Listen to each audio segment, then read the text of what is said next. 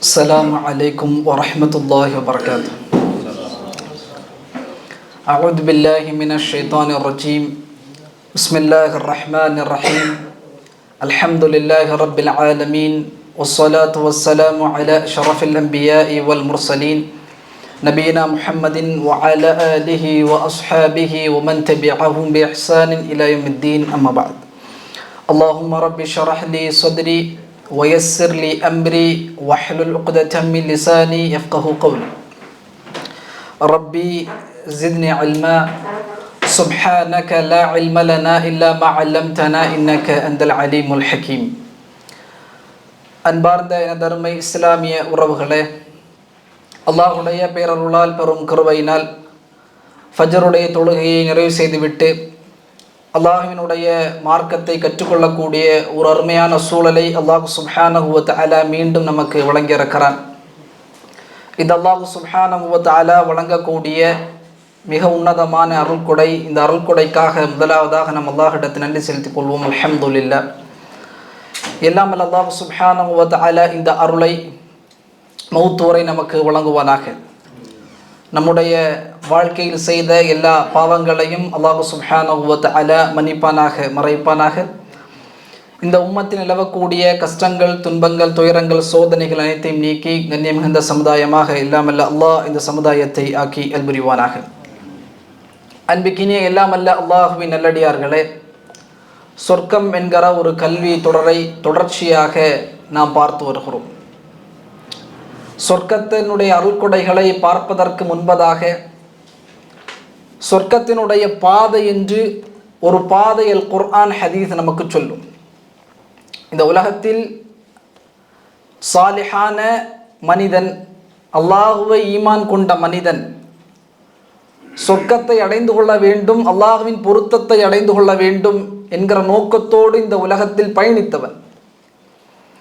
அந்த மனிதன் இந்த உலகத்தை விட்டு விடைபெறும் பொழுதே அல்லாஹ் சுப்ஹானஹு வ தஆலா மிக கண்ணியமான முறையில் அவனை அல்லாஹ் சுப்ஹானஹு வ தஆலா இந்த உலகத்தை விட்டு அவனுடைய வாழ்க்கையை அல்லாஹ் துண்டிப்பான்.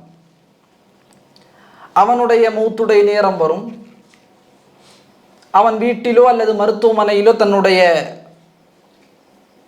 இருப்பை ஆக்கிக் கொள்வான். அவனுடைய அந்த இறுதி நேரம் வரும் பொழுது மலக்குகள் அவனுடைய கண்ணெட்டும் தூரம் வந்து அமர்ந்து கொள்வார்கள். ரஹ்மத்துனுடைய மலக்குகள், பீதுல் உஜூஹ் ரசூலுல்லாஹ் சொல்வார்கள், அந்த மலக்குகள் சூரியனை விட பிரகாசமாக இருப்பார்கள். யாரும் அதனை பார்க்க முடியாது. அவனை சுற்றி எந்த ஒரு அவனுடைய குடும்பத்தாராக இருந்தாலும் அந்த சூழலை பார்க்க முடியாது. அல்லாஹ் சுப்ஹானஹு வ தஆலா அவனுக்கு கண்ணுக்கென்று ஒரு திரையை எல்லாம் அமைத்திருக்கிறான். அந்த திரை அந்த நேரத்தில் அகற்றப்படும். அந்த ரஹ்மத்தினுடைய மலக்குகளை அவன் பார்ப்பான். அவனுடைய வக்து வந்த உடனே மலக்குல் மௌத் அவனுடைய தலைமாட்டில் வந்து அமர்வார். அந்த ரஹ்மத்தினுடைய மலக்குகள் எல்லாம் அந்த ரூஹை உடலிலிருந்து தொண்டை குழி வரை கொண்டு வருவார்கள். உடனே அந்த மலக்குல் மௌத் அந்த உடலை பார்த்து சொல்லும், அந்த ஆத்மாவை பார்த்து சொல்லும், யா அய்யத்துஹன் நஃப்ஸுத் தய்யிபா உஹ்ரிஜி இலா மக்ஃபிரத்தின் மினல்லாஹி வ ரிதுவான். அல்லாஹ்வுடைய பொருத்தத்தின்பாலும் அல்லாஹ்வினுடைய பொருத்தத்தின்பாலும் மக்ஃபிரத்தின்பாலும் பாவ மன்னிப்பின்பாலும் நீ வெளியே வா என்பதாக ஒரு அழைப்பு அந்த ரூஹுக்கு வழங்கப்படும். அந்த ரூஹ் அவனுடைய தொண்டையிலிருந்து வெளியாகும், உடலிலிருந்து வெளியாகும். அந்த ரஹ்மத்தினுடைய மலக்குகள் சொர்க்கத்திலிருந்து ஒரு கஃபனை கொண்டு வருவார்கள். அந்த கஃபனில் அந்த ரூஹை பொதிந்து வானலோகத்திற்கு ரஹ்மத்தினுடைய மலக்குகள் எடுத்துச் செல்வார்கள். வீட்டில் அவர் மரணமாகிவிட்டார். அவருக்கான அந்த இறுதி செயல்பாடுகளை உறவுகள் செய்து கொண்டிருப்பார்கள். அவரை குளிப்பாட்டுவது, கஃன் செய்வது, மக்கள் எல்லாம் அவரை வந்து பார்ப்பார்கள். ஆனால் ஒரு பக்கம் இவருடைய ரூஹ் வானலோகத்தை நோக்கி எடுத்துச் செல்லப்படுகிறது. இவர் இந்த உலகத்தில் செய்த தொழுகைகள், குர்ஆன் திலாவத்துகள், தான தர்மங்கள், அவர் செய்த நல்ல அமல்கள் அனைத்தும் நறுமணமாக வானம் முழுக்க பரவும். இப்போ மலக்குமார்கள் எல்லாம் வந்து கேட்பார்கள், இவர் யார்? மன்ஹாதா, இவர் யார்? சொல்லப்படும், ஃபுலான் இப்னு ஃபுலான், ஃபுலான் இப்னு ஃபுலான், இன்னாருடைய மகன் இன்னாருடைய மகன் இன்னாருடைய மகன் என்று அந்த மலக்குகள் வானலோகத்தில் எவ்வளவு மலக்குகள் இருப்பார்கள். மூசா அலைஹிஸ்ஸலாத்து வஸ்ஸலாம் அல்லாஹ்விடத்தில் கேட்பார்கள், யா அல்லாஹ், வானத்தில் எத்தனை மலக்குமார்கள் இருக்கிறார்கள்? வானத்தில் எத்தனை மலக்குமார்கள்? அல்லாஹ் சொல்வான், அதல் துராப், மண். இந்த உலகத்தில் நீங்கள் மண்ணை எண்ணினால் உங்களால் எண்ண முடியுமா? அந்த அளவிற்கு மலக்குமார்களுடைய கூட்டம் வானலோகத்தை வியாபித்திருக்கிறது. ரசூல் ஸல்லல்லாஹு அலைஹி வஸல்லம் சொன்னார்கள், வானத்தில் ஒரு ஜான் இடம் கூட காலியாக இருக்காது. இல்லா மலக்கு வராக்கின் இல்லா மலக்கும் வசாஜித். ஒரு மலக் சஜிதாவில் இருப்பார், ஒரு மலக் ருக்கூஇல் இருப்பார். இப்போ எல்லா மலக்குகளும் அந்த ரூஹை வந்து பார்ப்பார்கள். அந்த நறுமணத்தை, அந்த நறுமணம் யாருடையது என்று கேட்பார்கள். இந்த உலகத்தில் அவன் பல்வேறு பெயர்களால் அழைக்கப்பட்டிருப்பான். அதைவிட மகத்துவமிக்க பெயர்களை கொண்டு மலக்குமார்கள் அழைத்து அல்லாஹ்வின் பால் அந்த ரூஹ் கொண்டு போடப்படும். அல்லாஹ் சுப்ஹானஹு மலக்குகளுக்கு கட்டளையிடுவான், உக்துபு கிதாப அப்தி ஃபி இல்லீன். இல்லீன் என்கிற புத்தகத்தில் இந்த என்னுடைய அடிமை, என்னுடைய அடியானுடைய பெயரை நீங்கள் பதிவு செய்யுங்கள். இவனை மீண்டும் அவனுடைய கபரின் வாழ்க்கைக்கு எடுத்துச் செல்லுங்கள். இங்கே எல்லாரும் இறுதி மரியாதைகள், அவனுடைய ஜனாசாவை குளிப்பாட்டி கஃன் செய்து அவனை கொண்டு மையவாடிக்கு வருவார்கள்.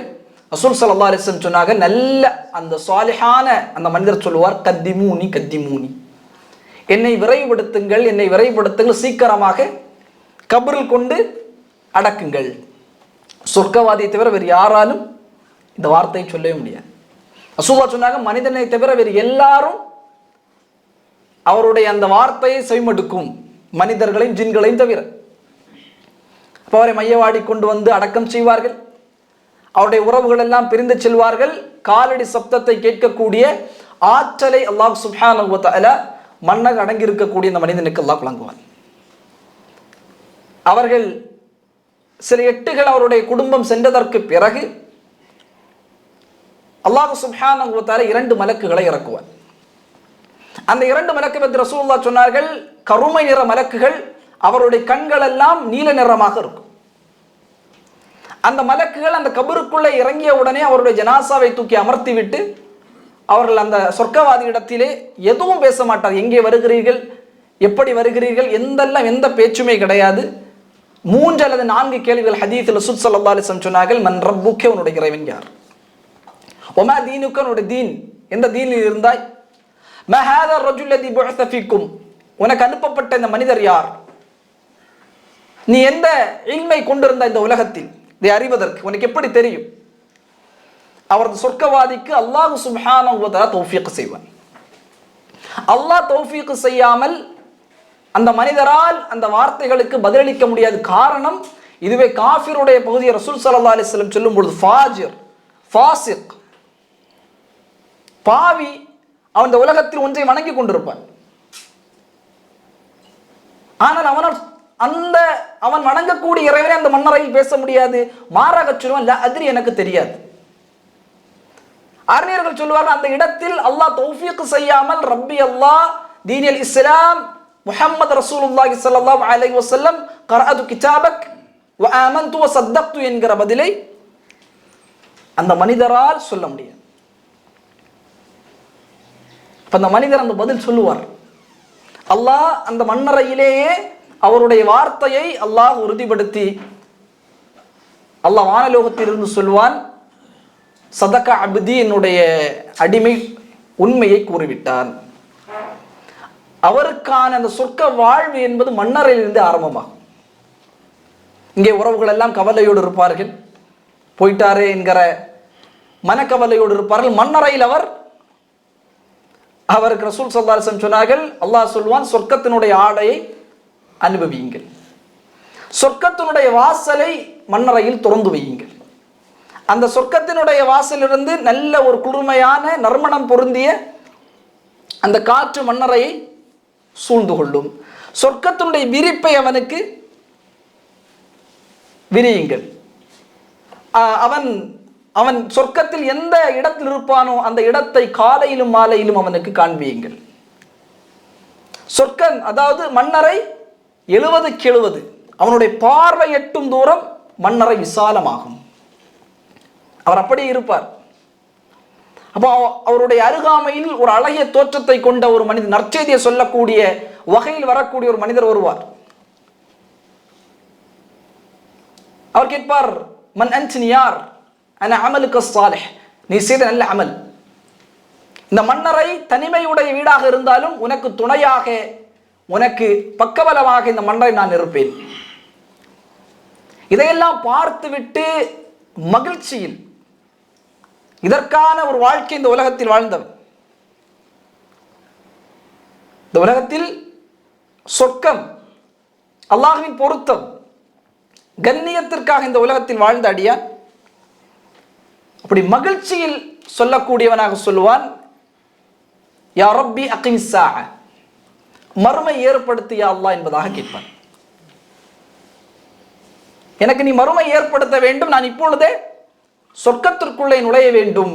ஏன்னா சொர்க்கத்தினுடைய இடத்தை காலையிலும் மாலையிலும் அவன் எந்த இடத்தில் இருப்பானோ அந்த இடம் மண்ணறையில் அவனுக்கு காண்பிக்கப்படும். அல்லாஹ் சுப்ஹானஹு வ குர்ஆனில் ஃபிரௌனுக்கு அவன் செல்ல இருக்கிற இடத்தை காலையிலும் மாலையிலும் அல்லாஹ் காண்பிக்கிறான் என்பதாக குர்ஆன் பதிவு செய்கிறார். இப்போ சொர்க்கவாதி அவனுடைய சொர்க்கத்தின் இடத்தை பார்த்த வண்ணம் மகிழ்ச்சியாக இருப்பான். மலக்குகள் சொல்வார்கள், புது மணமகனை போன்ற உன்னுடைய உறக்கத்தை நீ மண்ணறையில் ஆக்கிக்கொள். எந்த கவலையும் இல்லை, எந்த பிரச்சனையும் இல்லை, எந்த விதமான சோதனைகள் இதற்கு பிறகு உனக்கு இல்லை. மறுமை நோக்கி அல் பஅத பஅதல் மௌத், மௌத்துக்கு பிறகு எழுப்பப்படக்கூடிய நாள், அரசாத்துல் கியாமா, யௌமுல் ஹாக்கா, யௌமுல் கியாமா, அந்த நாளை எதிர்நோக்கி நிம்மதியாக உறங்கி விசாரணை எதிர்பார்த்து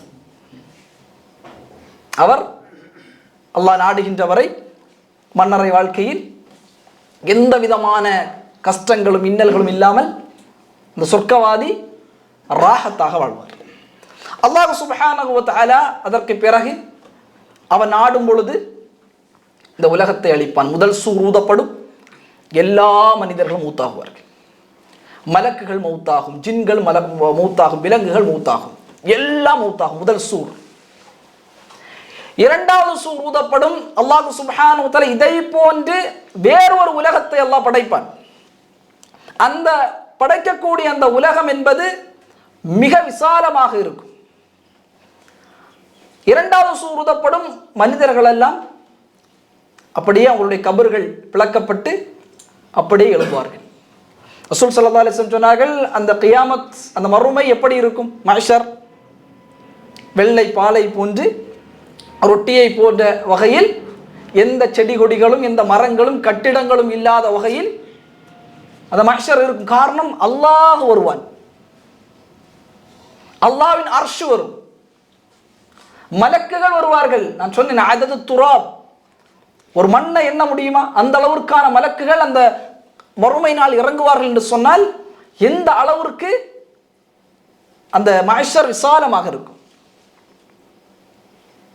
எவ்வளவு விசாலமாக இருக்கும். இப்போ மனிதர்கள் எழும்புவார்கள் நிர்வாணமாக, ஹத்னா செய்யப்படாமல், செருப்பு இல்லாமல், ஆடை இல்லாமல் மனிதர்கள் அவர்களுக்கு தகுந்தவாறு எழும்புவார்கள். எழும்பி அவர்கள் நடக்கும் பொழுதே அல்லாஹ் சுப்ஹானஹு வ தஆலா சூரியனை படைத்து ஒரு மைல் தூரம் கொண்டு வந்து விடுவான்.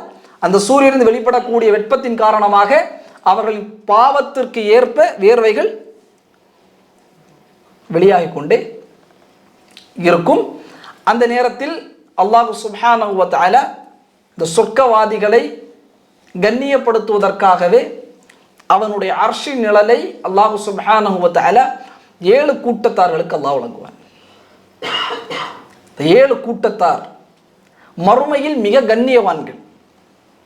வெப்பத்தில், சூரியனுடைய வெப்பத்தில் திளைத்து கொண்டிருக்கக்கூடிய மக்கள் இத்தகைய மக்களை பார்த்து வியப்பார்கள். யார் இந்த மக்கள்? இவ்வளவு கண்ணியம், அர்ஷின் நிழலில் நிம்மதியாக தங்களுடைய அமர்வை அல்லாஹ்வுடைய விசாரணை எதிர்நோக்கியவர்களாக, எந்த பிரச்சனையும் இல்லை அவருக்கு. அந்த நிழலில் தங்களை அவர்கள் ஆக்கிக் கொள்கிறார்கள். ரசூல் ஸல்லல்லாஹு அலைஹி வஸல்லம் ஒரு மூச்சில் ஹதீஸை கொண்டு வந்தார்கள். சபஅத்துன் யுதில்லுஹுமுல்லாஹு ஃபீ தில்லிஹி யௌம லா தில்ல இல்லா தில்லுஹு. 7 கூட்டத்தார்களுக்கு அல்லாஹ் சுப்ஹானஹு வ தஆலா அர்ஷின் நிழலை வழங்குவான். இமாம் புகாரி அவர்கள் 1423வது செய்தியாக, இமாம் முஸ்லிம் அவர்கள் 1031வது செய்தியாக பதிவு செய்கிறார்கள். சென்ற வாரம் அதில் முதல் கூட்டத்தார், அந்த கூட்டத்தார் சுமந்திருக்கக்கூடிய தன்மை என்ன? அல் இமாமு அல் ஆதில், நேர்மையான தலைவர், நேர்மையான அமீர், நேர்மையான குடும்ப தலைவன், நேர்மையான குடும்ப தலைவி, நேர்மையான பணியாள், நேர்மையான பணியமர்த்தக்கூடிய மேலாளர். இப்படி நேர்மையாக பொறுப்புகள் வழங்கப்பட்டு அதில் நேர்மையும் அந்த பொறுப்பினுடைய ஹக்கை முழுமைப்படுத்திய மக்களுக்கு அல்லாஹ் சுப்ஹானஹு வ தஆலா அவர்கள் எழுப்பப்பட்ட உடனே அல்லாஹ்வினுடைய அர்ஷ் அவர்களை சூழ்ந்து கொள்ளும். அதில் முதலாவதாக சென்ற வாரம் இமாம் ஆதில் என்பவரை, இந்த கூட்டத்தாருடைய பண்பை பார்த்தோம். இரண்டாவதாக ரசூலுல்லாஹி ஸல்லல்லாஹு அலைஹி வஸல்லம் அவர்கள் சொல்கிறார்கள், இரண்டாவது கூட்டத்தார் அவர்கள் சுமந்திருக்கக்கூடிய பண்பு வஷாபுன், வாலிபர்கள், நஷா ஃபி இபாதத்தி ரப்பிஹி, அவர்கள் தங்களுடைய வாலிப பருவத்தை அல்லாஹ்வினுடைய பாதையில் கழித்த வாலிபர்கள். அல்லாஹ்வினுடைய பாதையில் வாலிப பருவத்தை கழித்த வாலிபர்களுக்கு அல்லாஹ் சுப்ஹானஹு வ தஆலா அவனுடைய அர்ஷின் நிழலை வழங்குவான். இவர்கள்தான் இரண்டாவது கூட்டத்தார். அல்லாஹ்வின் தூதர் ஸல்லல்லாஹு அலைஹி வஸல்லம் பிரத்யேகமாக வாலிபர்களை அல்லாஹ் மறுமையில் கண்ணியப்படுத்துவான். வாலிபர்களுடைய வயது என்ன? நம்மை பொறுத்தளவிற்கு வாலிபர்களுடைய வயது என்றால் 25 வயது வரை தான் வாலிபர்கள். திருமணம் முடித்து விட்டால் அவர் வாலிபர் இல்லை, அங்கிள், அப்படித்தானே? ஆனால் அல்லாஹ்வின் மார்க்கம் வாலிபம் என்கிற பருவத்தினுடைய வயதாக அல்லாஹ்வின் மார்க்கம் ஆக்குவது 40 வயது வரை. 40 வயது வரை வாலிப பருவம் தான், 25 வயது வரை அல்ல. அவருடைய சிந்தனை தெளிவாகியதற்கு பிறகு அதிலிருந்து இமாம் முஹம்மது இப்னு சாலிஹ் அல் ஹுசைமின் ரஹிமஹுல்லாஹ் சொல்கிறார்கள், 15 வயதிலிருந்து 40 வயது வரை இப்னு ஹுசைமின் ரஹிமஹுல்லாஹ் சொல்கிறார்கள் வாலிப பருவம் தான். அந்த பருவத்தை அல்லாஹ்வுக்காக, அல்லாஹ்வின் தூதர் வழிமொழிந்த வாழ்க்கைக்காக பயன்படுத்தக்கூடியவர், அவருக்கு அல்லாஹ் சுப்ஹானஹு வ தஆலா அர்ஷ் நிழலை வழங்குவான். இப்போ 40 வயது வரை, 15லிருந்து 40 வயது, கிட்டத்தட்ட 25 ஆண்டுகள். இதை எதில் பயன்படுத்த வேண்டும்? இந்த வயதை தொழுகையில், குர்ஆன் ஓதுவதில், அல்லாஹ்வை திக்ரு செய்வதில், மார்க்க கல்வி தேடுவதில். மார்க்க கல்வி, அல்லாஹ்வினுடைய மார்க்க கல்வியை தேடுவதில், அல்லாஹ்வினுடைய மார்க்கம் இந்த மண்ணிலே வேரூன்றுவதற்கான உதவிகளை செய்வதில். சாதாரணமல்ல, அந்த கூட்டத்துக்கு வரமாட்டார்கள். அல்லாஹ்வினுடைய மார்க்க கல்வியை தேடக்கூடியவர்கள் பெரும்பான்மையாக அந்த மறுமை நாளில் அந்த மஹ்ஷருடைய அந்த அர்ஷின் நிழலில் கீழாக இருப்பார்கள். மார்க்க கல்வி 40 வயது வரை தேடக்கூடிய மக்களை அல்லாஹ் சுப்ஹானஹு வ தஆலா கண்ணியப்படுத்துவான்.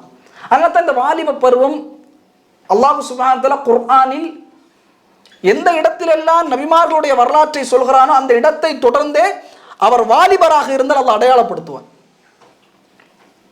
இவர் இவ்வளவு பெரிய ஒரு அந்தஸ்தை செய்திருக்கிறார். இப்னு அப்பாஸ் ரலியல்லாஹு தஆலா சொல்வார்கள், மா பஅத்தல்லாஹு நபியன் இல்லா ஷாப்பன், அல்லாஹ் சுப்ஹானஹு வ தஆலா எந்த நபியையும் எந்த சமூகத்திற்கும் அனுப்பவில்லை வாலிபராகவே தவிர. இப்னு அப்பாஸ் ரலியல்லாஹு சொல்கிறார்கள், எப்படி இப்ராஹிம் அலைஹிஸ்ஸலாத்து வஸ்ஸலாம் அந்த மக்கள் எல்லாம் அந்த ஊரை விட்டு வெளியேறுகிறார்கள் ஒரு ஃபெஸ்டிவலுக்காக. இப்ராஹிம் அலைஹிஸ்ஸலாம் அந்த ஊரிலே தங்குகிறார்கள். தங்கியதற்கு பிறகு எல்லா மக்களும் சென்றதற்கு பிறகு உள்ளே நுழைகிறார்கள். அவர் வணங்கக்கூடிய இந்த வணக்க இடத்திற்கு, இந்த சிலைகள் எல்லாம் வடித்து வைத்திருக்கக்கூடிய இடத்திற்கு உள்ளதாக நுழைகிறார்கள். நுழைந்து விட்டு அங்கு இருக்கக்கூடிய எல்லா சிலைகளையும் உடைக்கிறார்கள். உடைத்து விட்டு அங்கு இருக்கக்கூடிய பெரிய சிலையின் மீதாக அந்த கோடாரியை போட்டு விடுகிறார்கள். மக்கள் எல்லாம் முடித்து விட்டு வந்து பார்க்கிறார்கள், எல்லா சிலைகளும் உடைந்திருக்கிறது, பெரிய சிலை மட்டும் அப்படி நிற்கிறது. உடனே தான் யார் இதை செய்திருக்கிறார் என்று கேட்கும் பொழுது அந்த மனிதர்கள் பயன்படுத்திய வார்த்தையை அல்லாஹ் சுப்ஹானஹு வ தஆலா குர்ஆனில் சொல்கிறான். காலு, சூரா அன்பியாவுடைய 60வது வசனத்தில் அல்லாஹ் சொல்கிறான், காலு சமிஅனா, நாங்கள் கேட்டிருக்கிறோம், ஃபதன், ஒரு வாலிபனை நாங்கள் கேட்டிருக்கிறோம், ஃபதன், ஒரு வாலிபனை. அந்த வாலிபனுடைய பெயர் யுகால லஹு இப்ராஹீம், இப்ராஹீம். அவருடைய செயல், அந்த செயலை செய்தவன் யார்? அதையெல்லாம் பிரத்யோகமாக குர்ஆனில் அவர் வாலிபராக இருந்து இப்ராஹிம் இதை செய்தார். அல்லாஹ் குர்ஆனில் வாலிபனாக செய்யக்கூடிய அமல்களுக்கு அல்லாஹ்விடத்தில் மிகப்பெரிய அந்தஸ்து உண்டு. அல்லாஹ் குர்ஆன் பயன்படுத்தக்கூடிய வார்த்தைகள் என்பது ஒவ்வொன்றிற்கு பின்னதாகவும் மிகப்பெரும் செய்திகள் உள்ளடங்கி இருக்கும். இப்ப இப்ராஹிமுடைய செயல், அது செயல் மட்டுமல்ல, அல்லாஹ் அந்த வார்த்தையாக சொல்கிறார், அந்த வாலிபர் என்பதாக சொல்கிறார். இன்னும் நீங்கள் பாருங்க, சூரா கஹஃப், அல்லாஹ் சொல்கிறார், இன்னஹும் ஃபித்யத்துன், அவர்கள் சில வாலிபர்கள், ஆமனு, அல்லாஹ்வை ஈமான் கொண்டார்கள். அவர்களை அல்லாஹ் மனிதர்கள் என்று பயன்படுத்தவில்லை. அந்த வாலிபத்திற்கான ஒரு மிக பெரும் கண்ணியம் என்பது அவர்களிடத்தில் இருக்கும். பல்வேறு வரலாறுகளை நாம் பதிவு செய்யலாம் வாலிபர்களுடைய சம்பவங்களை பொறுத்தளவிற்கு. அதில் மிக முக்கியமாக நாம் கவனிக்கப்பட வேண்டிய ஒரு வரலாறு தான் இமாம் புகாரி ரஹிமஹுல்லாவுடைய வரலாறு. இமாம் புகாரி ரஹிமஹுல்லா சிறு வயதிலிருந்து அவருக்கான மிக பெரும் ஈர்ப்பு என்பது ஸஹீஹாக ஹதீஸ்களை நாம் திரட்ட வேண்டும். இன்னைக்கு ஸஹீஹுல் புகாரி நாம் வைத்திருக்கிறோம் அல்லவா? இந்த ஸஹீஹுல் புகாரி பல்வேறு மௌதுஆன ضعீஃபான ஹதீஸ்கள் பரவலாக பேசப்படுகிறது. அல்லாஹ்வின் தூதரத்தை தொட்டு ஒரு ஸஹீஹான ஒரு புத்தகத்தை நாம் உருவாக்க வேண்டும் என்று இமாம் புகாரி ரஹிமஹுல்லாஹ் வெளிப்படுகிறார்கள். தன்னுடைய தாயாரோடு அவருடைய அண்ணன் அஹமதோடு ஹஜ்ஜுக்கு வருகிறார்கள். ஹஜ்ஜு முடித்ததற்கு பிறகு தாயார் அவர்கள் இமாம் புகாரியை அங்கே கல்விக்காக விடுகிறார். இமாம் புகாரி அரபி கிடையாது, அஜமி, ரஷ்யா நாட்டை சார்ந்தவர். ரஷ்யாவினுடைய ஒரு பகுதியில் புகாரா என்கிற நாட்டை சார்ந்தவர் தான் இமாம் புகாரி ரஹிமஹுல்லாஹ். அங்கிருந்து பயணம் செய்து கல்விக்காக வருகிறார்கள். தன்னுடைய இளமை பருவம் முழுக்க ஹதீஸை நோக்கியே அவர்கள் இருந்தார்கள். அதனால தான் இமாம் புகாரியுடைய, நீங்க ஸஹீஹுல் புகாரியில் இமாம் புகாரி எந்தெந்த நாட்டுக்கெல்லாம் பயணப்பட்டார் என்கிற அந்த வரைபடமே கொடுத்திருப்பார்கள். கல்விக்காக ஒரு ஹதீஸை திரட்டுவதற்கு இமாம் புகாரி ரஹிமஹுல்லாஹ் பயணம் செய்த தூரங்கள் என்பது மிகப்பெரியது. இமாம் புகாரி ரஹிமஹுல்லாஹ் அவர்கள் தன்னுடைய வாலிப பருவத்தை முழுக்க இந்த ஹதீஸ், இந்த ஸஹீஹுல் புகாரிக்கு அவர்கள் செலவிட்டார்கள். எந்த அளவிற்கு என்று சொன்னால், தன்னுடைய வாலிபம் 22 வயதில் அவருடைய தாயார் தான் இமாம் புகாரிக்கு காசுகளை அனுப்புவார்கள் சம்பாதித்து. அவர் இமாம் புகாரி ரஹிமஹுல்லாவுக்கு தந்தை கிடையாது, தந்தை மரணித்து விட்டார்கள். தாயார் 2ஆம் திருமணம் முடிக்காமல் தன்னுடைய மகன் இந்த ஒரு நோக்கத்தோடு வாழ்கிறார், அவரை சிரமப்படுத்த வேண்டும் என்ற காரணத்திற்காக இமாம் புகாரியுடைய தாயார் உழைத்து இமாம் புகாரிக்கு பணத்தை அனுப்புவார்கள். அப்போ 1000 தங்க திர்ஹம்களை கொண்டு இமாம் புகாரி ரஹிமஹுல்லாஹ் இல்மை தேடுவதற்காக கப்பலிலே பயணப்படுகிறார்கள். பயணப்படும் பொழுது வாலிபராக இருக்கிற எவ்வளவு கண்ணியம் பாருங்கள். நாம் ஒரு தாலிபுல் இல்மாக இருக்கிறோம், இல்மை தேடக்கூடியவராக இருக்கிறோம், அல்லாஹ்வின் தூதருடைய ஹதீஸ்களை திரட்டக்கூடியவராக இருக்கிறோம். அவர் பயணப்பட்டு கொண்டிருக்கிறார் இமாம் புகாரி ரஹிமஹுல்லாஹ். அந்த நேரத்தில் பயண தோழர்கள் என்பவர்கள் அந்த பயணத்திலே அமைக்கப்படுவார்கள். பயண தோழர்கள் அந்த கப்பல்ல.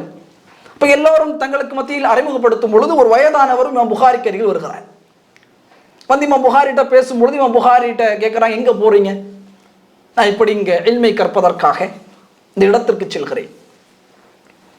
உடனே நீங்க என்ன உங்கள்கிட்ட இருக்குது, நீங்க என்ன எதற்காக பயணப்படும் என்று விசாரிக்கும் பொழுது இமாம் புகாரி ரஹிமஹுல்லாஹ் சொல்லி விடுகிறார்கள், என்னிடத்தில் 1000 தங்க திர்ஹம்கள் இருக்கிற தங்க காசுகள் நான் வைத்திருக்கிறேன். என்னுடைய தாயார் அனுப்பி அந்த பணத்தை கொண்டு இல்மை தேடுவதற்காக பயணப்படுகிறேன். அந்த வயதானவருக்கு மிக பெரும் அளவிற்கான அந்த பணத்தின் மீது ஈர்ப்பு வந்து விட்டது. இரவு நேரம் ஆகிறது. அந்த மனிதர் இரவு நேரம் கத்துகிறார், கத்தி சொல்கிறார், கானத் இந்தி அல்ஃப தீனாரின், என்னிடத்தில் 1000 தீனார்கள் வெள்ளிக்காசுகளை நான் வைத்திருந்தேன். அந்த வெள்ளிக்காசு என்பது யாரோ திருடி விட்டார்கள். கப்பலுக்குள்ளே கத்துகிறார்கள். எல்லா மக்களும் எழுப்பி அந்த வயதானவரை அணுகுகிறார்கள். நான் இப்படி 1000 தீனார்களை நான் கொண்டு வந்தேன். உன்னை எல்லாரும் தேடும் பொழுது இமாம் புகாரி ரஹிமஹுல்லாஹ் தெரிகிறது அவருடைய சூழ்ச்சி. இவன் கேட்குகிறான், ஏதோ இவன் முயற்சி செய்கிறான் என்று சொல்லி 1000 தீனார் தூக்கி கடலுக்குள்ளே போட்டு விட்டார். இமாம் புகாரி ரஹிமஹுல்லாஹ் தன்னுடைய உணவுக்கு, தன்னுடைய இருப்பிடத்திற்கு, தன்னுடைய இல்முக்காக செலவுக்கு வைத்த பணம் ஒரு மத சூழ்ச்சியாக அதை தன்வகப்படுத்த வேண்டும் என்ற காரணத்திற்காக வேண்டி கத்துகிறார். இமாம் புகாரி தூக்கி கடலுக்குள்ளே போட்டு விடுகிறார். எல்லா மக்களையும் பார்க்கிறார்கள், தேடி பார்க்கிறார்கள். யாருடைய கையிலும் காசுகள் இல்லை.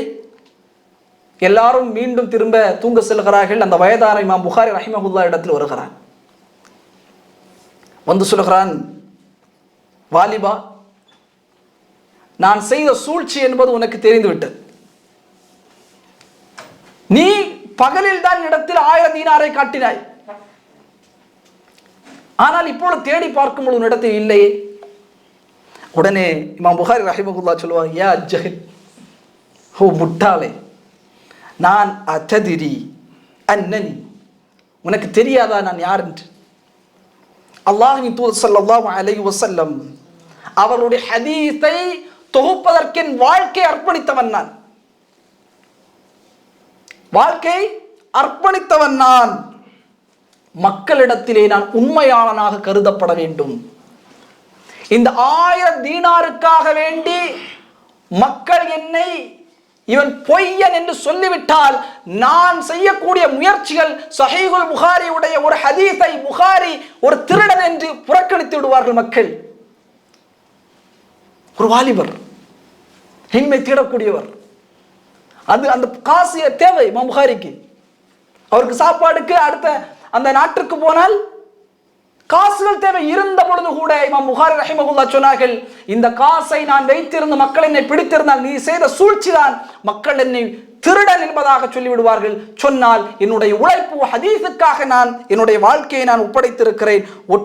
ஒட்டுமொத்தமாக மனிதர்கள் இமாம் புகாரி ஒரு பொய்யர் என்பதாக என்னை சொல்லிவிடுவார் என்பதாக நான் அதை கடலில் தூக்கி போட்டேன் என்பதாக இமாம் புகாரி அந்த வயதானவரிடம் சொல்லும் பொழுது அவன் ஆச்சரியமாக அவர் சொல்லுவார், இவ்வளவு ஒரு நோக்கத்தில் உறுதி கொண்டவரா என்று ஆச்சரியமாக புலம்பிக் கொண்டு அந்த வயதானவர் சென்றார் என்பதாக இமாம் புகாரியுடைய வரலாற்றிலே இந்த செய்தியை நாம் பார்க்க முடியும். அன்பிக்கினே இல்லாமல் அல்லாஹ்வின் நல்லடியார்களே, ஒரு வாலிபன் எவ்வளவு கண்ணியமாக தக்குவா, ஒரு தொலபல் இல்மை தேடக்கூடியவனாக, அகலாக்கில் நற்குணம் சிறந்தவனாக, அதபில் ஒழுக்கங்களிலே சிறந்தவனாக, அமலில் சிறந்த மனிதனாக இருக்க வேண்டும்.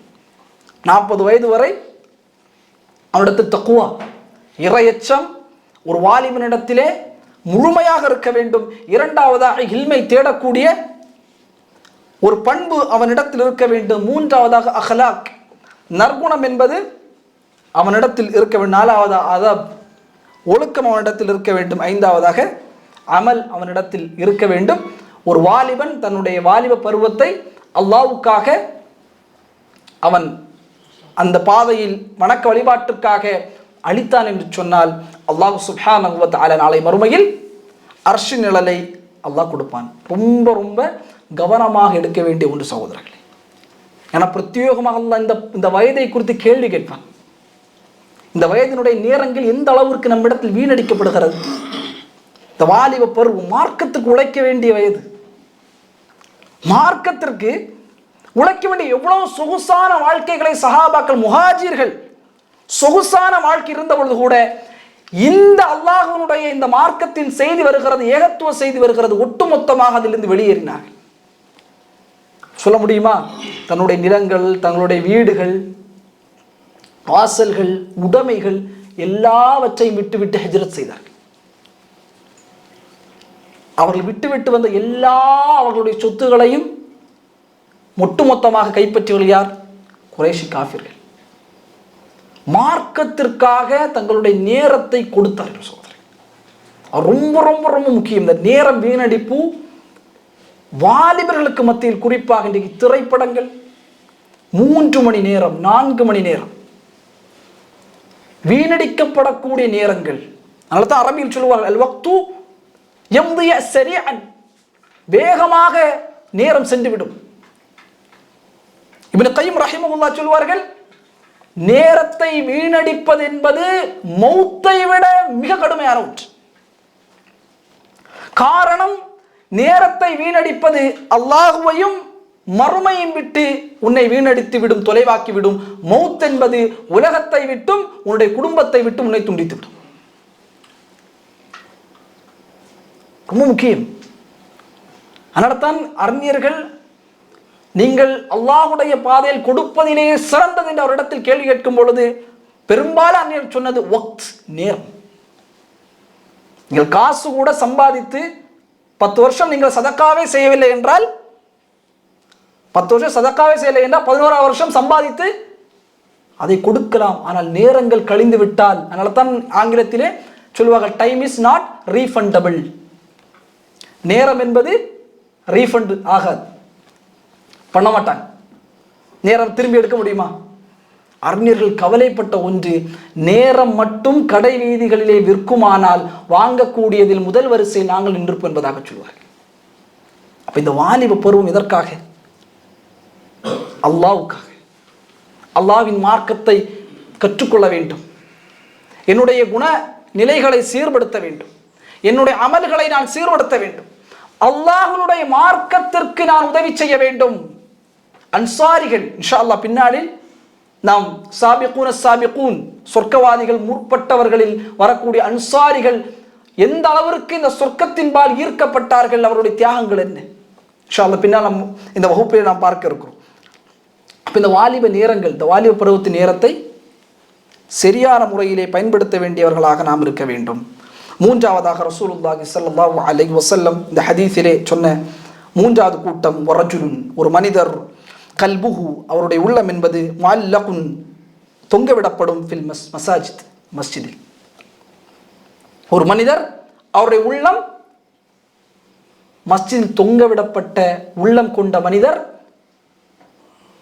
அவரை அல்லாஹ் சுப்ஹானஹு வ தஆலா அவர் எழுப்பப்பட்ட உடனேயே அர்ஷின் நிலையிலே அல்லாஹ் கொடுப்பார். யார் இவர்? வீட்டில் இருப்பார், ஆனால் அவருடைய உள்ளமெல்லாம் மஸ்ஜிதில் இருக்கும். மஸ்ஜிதோடு அதிகம் நேசம் கொண்டவராக இருப்பார். யானி தொழுகையில் மிக நேசம் கொண்டவராக இருப்பார். அதிலும் ஜமாஅத்தினுடைய தொழுகை, அந்த தொழுகையில் மிக நேசம் கொண்டவராக இருப்பார். லுஹர் முடித்துவிட்டு வீட்டுக்கு வந்தால் அசர் எப்பொழுது வரும் என்கிற மனோநிலைமை ஒருவருக்கு வருமானால், நான் பள்ளிக்கு போக வேண்டும், அசருடைய தொழுகை தொழ வேண்டும் என்கிற மனோநிலைமை வருமானார், இன்ஷா அல்லாஹ் அவர் மின் அஹ்லி தில்ல, அந்த நிழல் பெறக்கூடிய கூட்டத்தில் ஒருவர். ஜமாஅத்துடைய தொழுகை, குறிப்பாக தொழுகை ஜமாஅத்தோடு நிறைவேற்றக்கூடிய மக்கள், தங்களுடைய உள்ள மஸ்ஜிதிலே தொங்கவிடப்பட்ட மக்கள் என்பதாக அறிஞர்கள் இதற்கு விளக்கம் சொல்வார்கள். ரொம்ப முக்கியம். ரசூலுல்லாஹி ஸல்லல்லாஹு அலைஹி வஸல்லம் சொன்னார்கள், இமாம் புகாரி ரஹிமஹுல்லாஹ் 477வது செய்தியாக இந்த செய்தியை பதிவு செய்கிறார்கள். அபூ ஹுரைரா ரலியல்லாஹு தஆலா அறிவிக்கின்றார்கள், ஸலாத்துல் ஜமீஅ், ஜமாஅத்தாக தொழக்கூடிய தொழுகை, தஸீது அலா ஸலாத்திஹி ஃபி பைத்திஹி வ ஸலாத்திஹி ஃபி சூக்கிஹி, வீட்டில் தொழுவதை விட மார்க்கெட்டில் தொழுவதை விட சிறந்தது. எதை விட என்று சொன்னால் 25 மடங்கு சிறந்த தரஜாவை அது பெற்றுத்தரும். நீங்கள் வீட்டில் தொழுகிறீர்கள் அல்லது உங்களுடைய கடை வீதியில் தொழுகிறீர்கள் என்றால் ஒரு தரஜா தான். அதுவே பள்ளிவாசலில் ஜமாஅத்தோடு நீங்கள் ஃபர்தான வணக்க வழிபாடுகளை நிறைவேற்றும் பொழுது 25 தரஜாவை அல்லாஹ் சுப்ஹானஹு வ தஆலா, அந்தஸ்தை, கூலியை அல்லாஹ் சுப்ஹானஹு வ தஆலா வழங்குகிறான். ரசூலுல்லாஹ் சொன்னாங்க, யார் ஒரு வீட்டில் அழகிய முறையில் வுது செய்துவிட்டு பள்ளிவாசலை நோக்கி நடக்கிறார்கள், அவருடைய ஒவ்வொரு எட்டுக்கும் அல்லாஹ் ஒரு தரஜாவை உயர்த்துகிறான், ஒரு பாவத்தை மன்னிக்குகிறான். இந்த ஹதீஸை கேட்ட உடனே அன்சாரிகளுக்கு ஆசை வந்துவிட்டது.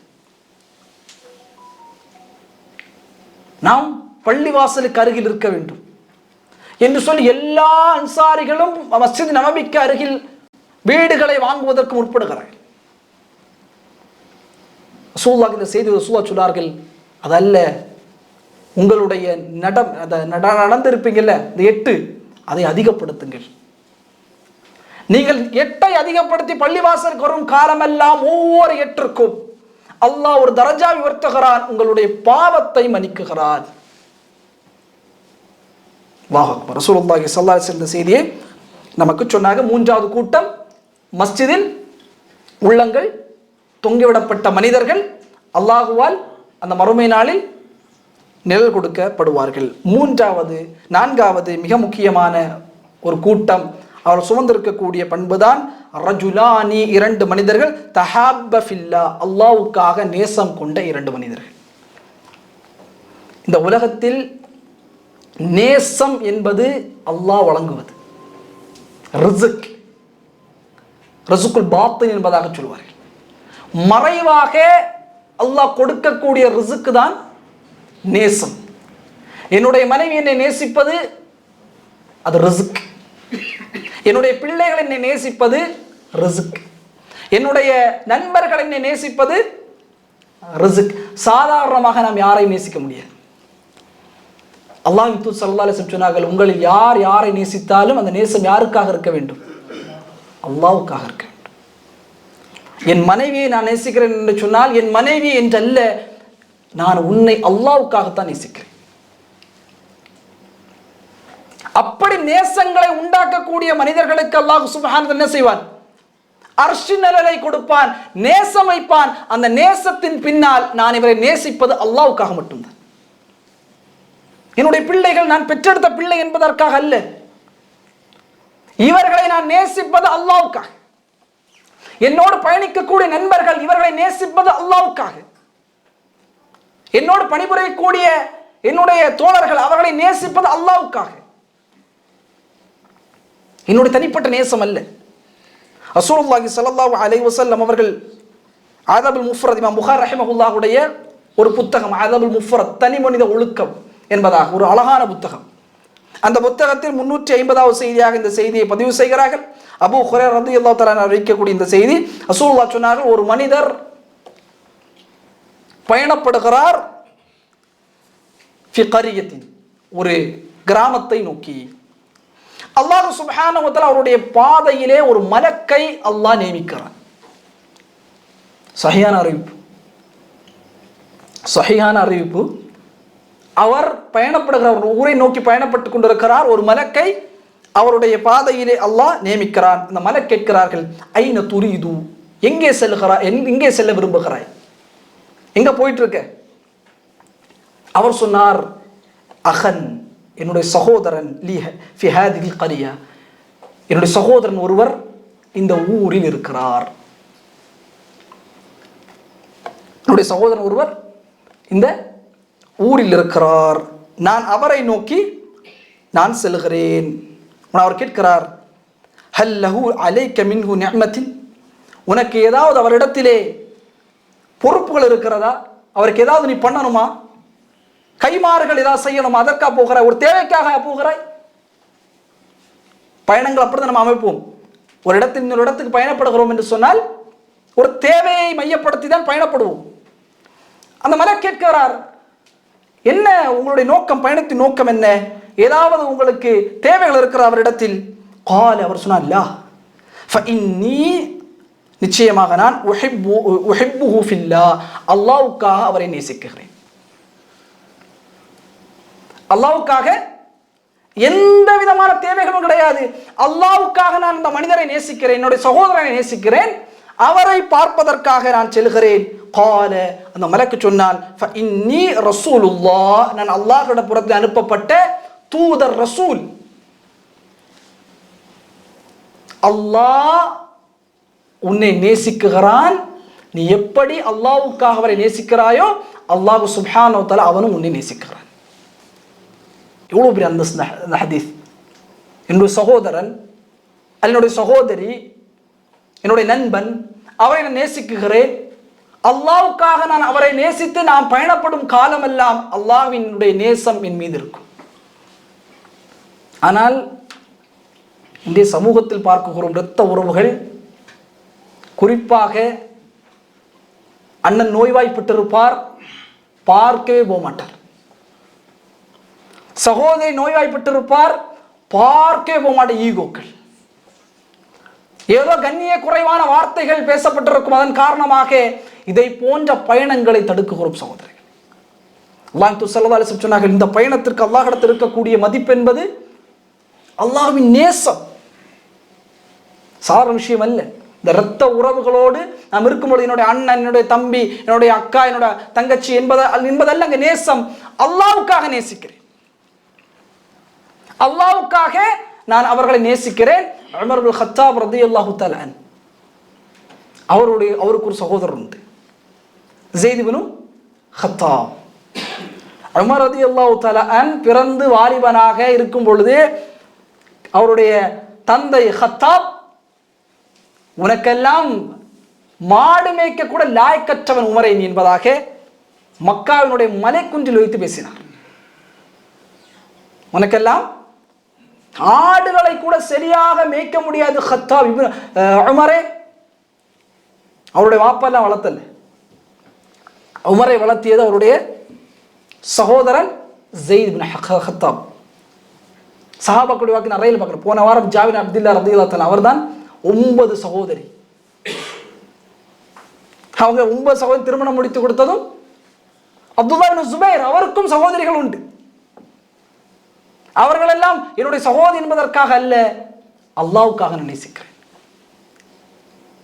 உமர் ரலியல்லாஹு தஆலா அவ்வளவு பாசம் அண்ணன் மீது. ஸைத் இப்னு கத்தாப் அவரை வளர்த்தியவர், காசு பணம் கொடுத்து அவரை வளர்த்தியவர் ஸைத் இப்னு கத்தாப். உஹதுடைய போர்க்களம் நன்றாக பாருங்கள், எந்த அளவிற்கு நேசங்கள் அல்லாஹ்வுக்காக இருக்கிறது என்று பாருங்கள். 2 பேரும் இஸ்லாத்துக்கு வந்து விட்டார்கள். ஸைத் இப்னு கத்தாப் முதலில் வருகிறார், அடுத்ததாக தான் இப்னு உமர் ரலியல்லாஹு தஆலா உள்ளே வருகிறார்கள். உஹதுடைய போர்க்களம் படைசூழ இருக்கும் பொழுது ஒரே ஒரு கவச ஆடை மட்டும்தான் இருக்கிறது. அண்ணன் சொல்கிறார் தம்பியிடத்தில், நீ வைத்துக்கொள், நீ போராடு, எனக்கு ஆர்மர், அதாவது கவசம் போட்டால் கத்திகள் பட்டால் வெட்டுப்படாது. அண்ணன் சொல்கிறார் உமரை பார்த்து, உமரை நீ அணிந்து கொள், நான் எனக்கு கவசம் வேண்டாம், நான் போராடுகிறேன். உமர் சொல்லுகிறார், இல்லை இல்லை நீங்கள் அணிந்து கொள்ளுங்கள், நான் போட மாட்டேன். அல்லாஹ்வுக்கான நேசங்கள், அல்லாஹ்வுக்காக நேசித்த நேசங்கள். இருவரும் மாறி மாறி சொல்லுகிறார்கள், நீங்கள் போடுங்கள், இல்லை நான் போட மாட்டேன், நீங்கள். இருவரும் சொல்லுகிறார்கள். கடைசி 2 பேருமே அதை போடல. 2 பேரும் போடாமல் உஹதுக்குள்ளே நுழைந்தார்கள். இருவரும் அந்த போர்க்களத்திலே போராடினார்கள். இந்த நேசம் எந்த அளவிற்கு இருக்கிறது என்று சொன்னால், யமாமாவுடைய போர்க்களம் வருகிறது, தன்னுடைய சகோதரனோடு பயணிக்கக்கூடிய ஒரு நேசம் இருக்கிறது சகோதரர்களே. சகோதரியோடு அது அல்லாஹ் கொடுத்த இந்த இரத்த பந்தத்தினுடைய நேசம் என்பது அது வந்து ஒரு அழகான ஒன்று. நம்ம அதை வந்து சாதாரணமாக தட்டி கழிக்கிறோம். உங்களுக்கு என்று ஒன்று வந்தால் அது துடிக்கும், அதனால தான் இரத்த உறவு என்பதாக சொல்வார். உங்களுக்கு ஒரு கஷ்டம் வந்தால், நீங்கள் ஜனாசாவாக நீங்கள் நோய்வாய்ப்பட்டால் அங்கே ஒரு உள்ளம் பதறும். யமாமாவுக்கு அனுப்புகிறார்கள். முசைலா என்கிற ஒருவர் ரசூலுல்லாஹ்வுடைய மறைவுக்கு பிறகு அபூபக்கர் ரலியல்லாஹு ஆட்சி காலத்தில் தன் நபியாக சொல்கிறான், நான் அதான் நபி என்பதாக. மக்கள், பெரும்பாலான மக்கள் அவன் பக்கம் செல்லக்கூடிய வகையில் ஹாலித் வலீத் ரலியல்லாஹு தன்னுடைய தலைமையிலே அவனை எதிர்கொள்வதற்காக படை செல்கிறது. படை வெற்றி பெற்று மீண்டு உள்ளே வரும் பொழுது, படையெல்லாம் அணிவகுத்து வரும்பொழுது அபூபக்கர் எல்லோரும் மக்களையும் வரவேற்கிறார்கள். அந்த போர்க்களத்தில் கிட்டத்தட்ட 70 சஹாபாக்கள், ஹாஃபிதுகள், வாலிபர்கள், குர்ஆனை மரணம் செய்த 70க்கு மேற்பட்ட வாலிப சஹாபாக்கள் மரணித்தார்கள். அதிலிருந்து தான் குர்ஆனை தொகுப்பதற்கான மஷூரா தொடங்கியது. தேடுகிறார்கள் ஸைத் இப்னு கத்தாபை. எங்கே? எல்லா இடத்திலும் பார்க்கிறார். ஸைத் இப்னு கத்தாப் சகோதரனை தேடிக்கொண்டு உமர் ரலியல்லாஹு தஆலா இங்கே இருக்கிறார். அவருக்கு சொல்லப்படுகிறது, உங்களுடைய சகோதரன் யமாமாவிலே ஷஹீதானார், இறைப்பாதையில் மரணித்தார். சொன்ன உடனேயே உமர் ரலியல்லாஹு தஆலாவுடைய கண்கள் நிரம்பியது. அல்லாஹ்விடத்திலே அந்த அவருடைய உடலை பார்த்து சொன்னார்கள், அல்லாஹ் என்னுடைய சகோதரனுக்கு கருணை காட்டுவாயாக, என்னுடைய சகோதரனுக்கு கருணை காட்டுவாயாக. 2 விஷயத்தில் என்னுடைய சகோதரன் முந்திவிட்டான். ஒன்று இஸ்லாத்தில், இன்னொன்று ஷஹீதில். அல்லாஹ்வுக்காக நான் இவரை நேசிக்கிறேன் என்பதாக உமர் இப்னுல் கத்தாப் ரலியல்லாஹு அன்ஹு சொன்னார். இந்த நேசம் உண்மையில் அல்லாஹ்வுக்காக இருந்தால் அந்த நேசத்திற்கு அல்லாஹ் சுப்ஹானஹு வ தஆலா மிக பெரும் கண்ணியத்தை அல்லாஹ் வழங்குவான். இன்னைக்கு நம்ம என்ன சொல்லணும்? போயிட்டு மனைவியை பார்த்து, இன்னி உஹிப்புக ஃபில்லாஹ், அல்லாஹ்வுக்காகத்தான் நான் நேசிக்கிறேன். என்னுடைய பிள்ளைகள் நான் அல்லாஹ்வுக்காகத்தான் நேசிக்கிறேன். என்னுடைய உம்மா அப்பா அல்லாஹ்வுக்காகத்தான் உங்களை நேசிக்கிறேன். இந்த நேசம் அல்லாஹுவால் உறுதிப்படுத்தப்படும். உங்கள் மனக்கவலை இல்லாத வகையில் அல்லாஹ் நேசத்தை உறுதிப்படுத்தி கொண்டே இருப்பான். நாளை மறுமை நாளில் ரசூலுல்லாஹி ஸல்லல்லாஹு அலைஹி வஸல்லம் இமாம் திர்மிதி அவர்கள் 2390வது செய்தியாக பதிவு செய்கிறார்கள். முஆத் பின் ஜபல் ரலியல்லாஹு அன்ஹு சொல்கிறார்கள், قال الله عز وجل, அல்லாஹ் சுப்ஹானஹு வ தஆலா மிகப்பெரும் அழைப்பை அந்த மஹ்ஷர் அழைப்பான். மிகப்பெரும் அழைப்பு, அல் முத்தஹாப்பூன ஃபி ஜலாலிஹ், என்னுடைய கண்ணியத்தின் பால், அல் முத்தஹாப்பூன ஃபி ஜலாலிஹ், நேசம் கொண்ட மக்கள் ஒளி நிறைந்த மேடைகளிலே அவர்கள் அமர்த்தப்படுவார்கள். அல்லாஹ்வுக்காக நான் நேசி என்னுடைய நண்பன், என்னுடைய சகோதரன், என்னுடைய உறவுகள் எல்லோர்களையும் அல்லாஹ் சுப்ஹானஹு வ தஆலா ஒரு அழகான ஒரு ஒளி நிறைந்த மேடைகளிலே அல்லாஹ் அமர வைப்பான். ரசூலுல்லாஹி ஸல்லல்லாஹு அலைஹி வஸல்லம் சொன்னார்கள், அதை பார்க்கும் பொழுது நபிமார்களும் ஷஹீதுகளும் ஆசைப்படுவார்கள் அந்த மேடையிலே நாம் அமர வேண்டும். அந்த மேடையில் அல்லாஹ்வுக்காக நேசம் கொண்ட மக்கள் அந்த மேடையை பார்த்து மிகப்பெரும் அளவிற்கு விரும்புவார்கள். இந்த நிலையை நாம் அடைந்திருக்க வேண்டும் என்பதாக ரசூலுல்லாஹி ஸல்லல்லாஹு அலைஹி வஸல்லம் அவர்கள் சொல்லி காட்டினார். அன்பிக்கினியவர்களே, அல்லாஹ்வுக்காக நம்முடைய நேசங்களை நாம் அமைக்க வேண்டும். யாராக இருந்தால் இந்த உலகத்தில் முஃமினான ஆண் அல்லது ஒரு முஃமினான பெண்கள் அவர்களை நாம் நேசிக்கும் பொழுது இந்த நேசம் அல்லாஹ்வின் பால் இருக்க வேண்டும். கணவன் மனைவியும் அந்த நேசத்தையே மேற்கொள்ள வேண்டும். என்னுடைய மனைவி என்பதாக அல்ல, என்னுடைய கணவன் என்பதாக அல்ல, இந்த உறவை நமக்கு ஏற்படுத்தியவன் அல்லாஹ். எனவே நான் அல்லாஹ்வுக்காகத்தான் உங்களை நேசிக்கிறேன். இமாம் புகாரி அவர்கள் 1968வது செய்தியாக இந்த செய்தியை பதிவு செய்கிறார்கள். ரசூலுல்லாஹி ஸல்லல்லாஹு அலைஹி வஸல்லம் மதீனாவுக்கு ஹிஜ்ரத் வருகிறார்கள். வந்தவுடனே சல்மான் அல் ஃபாரிசி ரலியல்லாஹு தஆலா அவர்களுக்கும் அபூ தர்தா ரலியல்லாஹு தஆலா அவர்களுக்கும் இருவருக்குமே தோழமையை ரசூலுல்லாஹி ஸல்லல்லாஹு அலைஹி வஸல்லம் முடித்து கொடுக்குறாங்க. ரெண்டு பேருமே தோழமைப்படுத்துகிறாங்க. ஏன்னா அவங்க தான் சாப்பாடு கொடுக்கணும். சல்மான் அல் ஃபாரிஸுக்கு தங்குமிடம் சாப்பாடெல்லாம் அபூ தர்தா தான் கொடுக்க வேண்டும். அப்புறம் ஒரு நாள் சல்மான் அல் ஃபாரிசி அபூ தர்தாவுடைய வீட்டிற்குள்ளே நுழைகிறார்கள். உம்மு தர்தா ரலியல்லாஹு தஆலா அன்ஹா, அபூ தர்தாவுடைய மனைவி, தன்னுடைய ஆடைகள் எல்லாம் சரியாக இல்லாமல் ஒழுங்கில்லாமல் இருக்கிறார்கள். அந்த நேரத்தில் ஹிஜாபுடைய வசனம் இறங்கப்படவில்லை. அவங்க நேரடியாக பார்த்து பேசுகிறார்கள். சல்மான் அல் ஃபாரிசி, என்ன நீங்கள் இப்படி அலங்கோலமாக இருக்கிறீங்கன்னு சொன்ன உடனே அவருடைய மனைவி சொன்னார், அபூ தர்தா உலக பற்றற்றவராக இருக்கிறார். அவருக்கு குடும்பம் தேவையில்லை, பிள்ளைகள் தேவையில்லை, மனைவி தேவையில்லை, ஒரே முழுமையாக வணக்க வழிபாடுகளே இருந்து கொண்டு இருக்கிறார். தி எக்ஸ்ட்ரீமிஸ்ட். கண்மூடித்தனமாக அல்லாஹ் குடும்பத்தை கொடுத்திருப்பான், அல்லாஹ் வியாபாரத்தை கொடுத்திருப்பான், பிள்ளைகளை கொடுத்திருப்பான், இதெல்லாம் கவனம் செலுத்த மாட்டான். முற்றுமுழுதாக ஒரு வரட்ட ஆன்மீகம். இது இஸ்லாம் வலியுறுத்தக்கூடிய ஒன்று அல்ல. ரசூலுல்லாஹ் கண்டித்தார்கள் இதனை. என்னை விட நீங்கள் எல்லாம் இரையச்சம் கொண்டவர்களாக ஆகவே முடியாதுன்னு ரசூலுல்லாஹ் சொன்னாங்க. ரொம்ப எக்ஸ்ட்ரீமிஸ்டாக நீங்கள் தொழுதுட்டீங்கன்னா என்னை விட இரையச்சம் கொண்டவராக நீங்கள் ஒருபொழுதும் ஆக முடியாது. இந்த உலகத்தினால் தான் இரையச்சத்தை முதன்மையானவன் இருந்த பொழுது நானும் திருமணம் முடித்திருக்கிறேன், குழந்தைகளை பெற்றிருக்கிறேன், நானும் உறங்குகிறேன், நானும் சாப்பிடுகிறேன், நோன்பு பிடிக்கிறேன் என்பதாக ரசூலுல்லாஹ் சொன்னாங்க. அப்போ அபூ தர்தா அப்படி இருக்கும் பொழுது இதற்கு ஏதாவது ஒன்று செய்ய வேண்டும். சல்மான் ஃபாரிசி அவருடைய வீட்டில் தங்குகிறார்கள். அபூ தர்தா உள்ளே வருகிறார்கள். சாப்பாடெல்லாம் சல்மான் ஃபாரிசி முன்னால் வைக்கப்படுகிறது. சாப்பிடுகிறார்கள். சாப்பிடுவதற்கு முன்பதாக அபூ தர்தா உள்ளே வரும்பொழுது, வாருங்கள் அபூ தர்தா உட்காருங்கள், சாப்பிடுன்னு சொல்லுகிறார். அபூ தர்தா சொன்னால், நோன்பு, நான் அனசாயிம், நான் நோன்பு, நான் சாப்பிட மாட்டேன், நஃபீலா நோன்பு.